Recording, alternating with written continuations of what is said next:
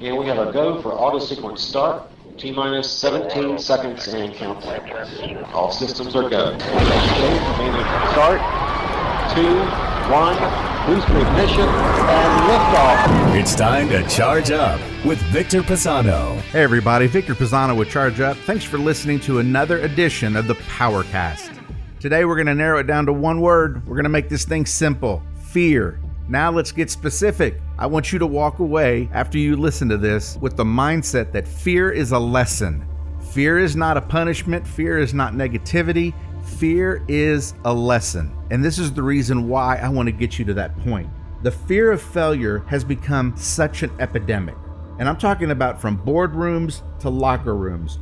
Creativity and innovation are being stifled by the inability for us to move past our comfort zone and learn that fear, if approached correctly, is an opportunity. It's a stepping stone towards success.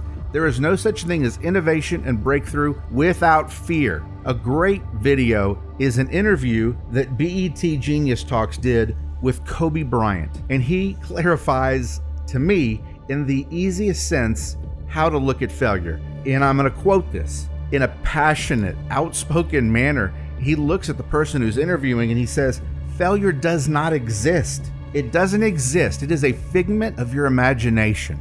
Now, what a mindset. Now, we know this guy is on a different level. He is a phenomenal athlete. He has an incredible will to succeed.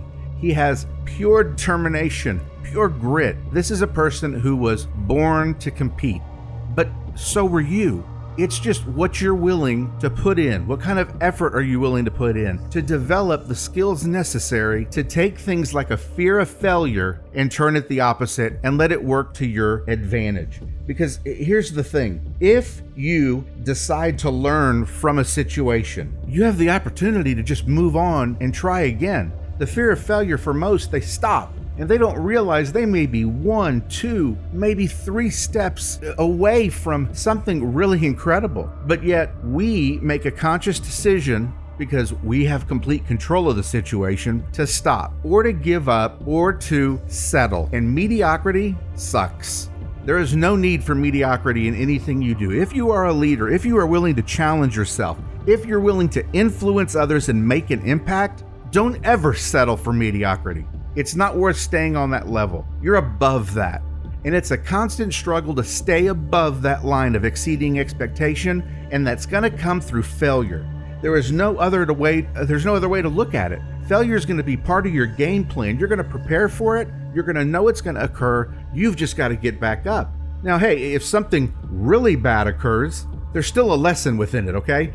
You learned a bunch of things not to do if you want to be successful. So even in the worst situations, we're going to find a way to get past the failure. And if you want to blame somebody for failure, that's probably what most do. I got bad news for you. Nobody's feeling sorry for you. So if you do want to blame somebody, find a mirror and stare right into it. That's who you need to blame. Because you control your preparation. You control your mindset. You control your perseverance. You control the ability to improve every day. Now, I'm not necessarily going to blame this, but I will say there is one thing that contributes to this fear of failure. I hear it from executives, I hear it from coaches, I hear it from sales and management, from players, and that's social media. And let me tell you what we've done in this whole development and evolution of social media. You see, social media is really a reality show. It's for us to watch the lives of other people. So instead of just looking at those things and being happy with what we see, we have a habit of comparing ourselves to what we see. So no longer is it social media, it's now become something you base your success and progress over. So when you see someone has exceeded expectations or gone above and beyond, have done phenomenal things, whether it's a promotion, a scholarship, something major has happened in their life, you immediately compare yourself, but yet you have no idea what the journey was that they took to get there. You have no idea how many times they stumbled going up the mountain. All you see is the outcome. Because nobody ever posts about the process on social media. What a waste of time. And even if they did, would we read it and say, hey, I'm rooting for you? Well, this could be a year away, but every day I'm going to tell you what I'm doing. No, we wouldn't. Here's what they do. When it happens, they post it and they tell you about their success, but they don't tell you about the process. They don't tell you about that journey where they tripped. They had to avoid obstacles, but nobody posts that. And if we can get to a point where we stop looking at achievements and comparing and start looking at achievements and asking, what did it take to get there? How did you get there?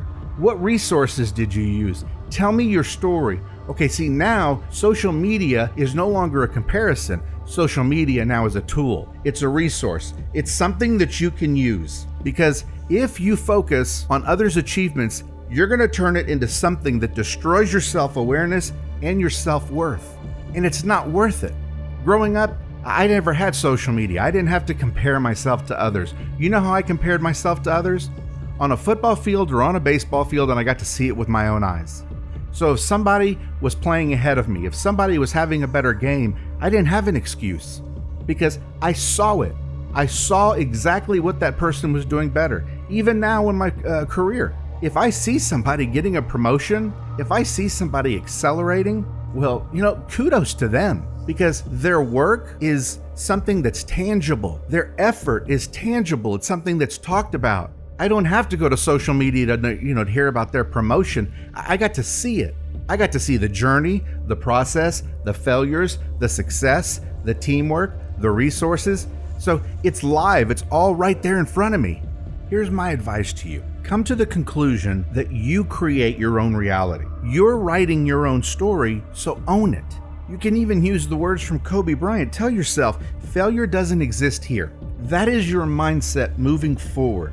You have the ability to never stop learning. The other thing you can do, develop an incredible amount of grit. That's perseverance over a long period of time. It's getting back up every single time you fall, persistently. It is utilizing everything within you and not allowing any negativity whatsoever to sneak in. Your positive mindset is going to take you forward. It's that positivity, it's that determination, it's that drive. You've got to say to yourself, failure does not exist here. Don't say it, believe it, because the voice has to be louder than the one inside your head. You've got to take over. Become an overachiever and never settle. Fail again, just keep getting back up. Find the lesson, learn, move forward, because right in front of you, you can't see it, but right in front of you is innovation and breakthrough. Right in front of you is a new you. Right in front of you is something that can change your lives. More importantly, what if something right in front of you can impact the lives of others? Nothing worth it is easy. You have got to dedicate yourself. But if you allow the fear of failure to step in and stop you every time, you'll never know what your true potential is. All of us have greatness within us. All of us have a leader within us. We've got to elicit that greatness. We have to elicit that determination to be successful. Make it a habit. Once you make that a habit, it does happen. Failure does not exist here. It will move. And when you see failure, you will identify it, you will look it in the eye, and you will go right through it because you are not one to live in a comfort zone. You like being uncomfortable. So let failure come. You'll start welcoming failure because that's the challenge you take on each and every day.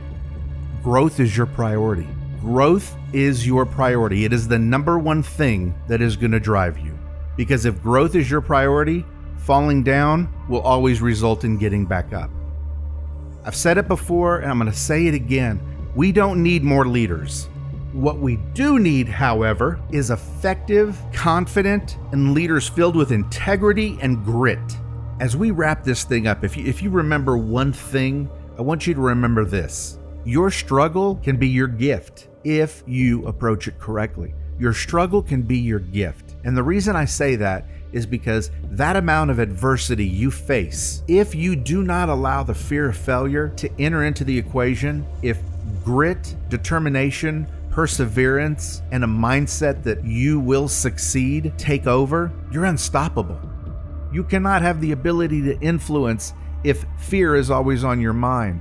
The best leaders in the world, they know they're going to fail. They know they're going to fail on a daily basis, but they thrive on failure. On behalf of all of us from Charge Up, Thanks for listening. To learn more, go to chargeuptoday.com. We've got so much information there, a great library of blogs, podcasts, and videos. Thank you for making me a part of your day. I hope I gave you something that you could walk away from and develop some sort of action plan just to change one thing.